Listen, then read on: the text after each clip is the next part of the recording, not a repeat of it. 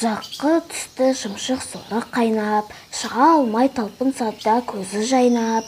Бұлқынып уайымда жатқан жерде, кез болды көк аршын Құдай айдап. Торғайды қапастағы көрді көзі, ақымақ бұны не деп айтқан сөзі. Тұзаққа білмедім бет серінді, Құдайым неге берді екі көзді. Тал түсте қалай түстім бұл тұзаққа, ем болмас айтқан сөзін ақымаққа. Түспеске адамзаттың айласына, беререм уағданы нансан мықты, аузына түскен сөзбен жатыр сүгіп. Шымшықта қозғалмады жатты бұғып, мысқылдап аласыне күлемін деп.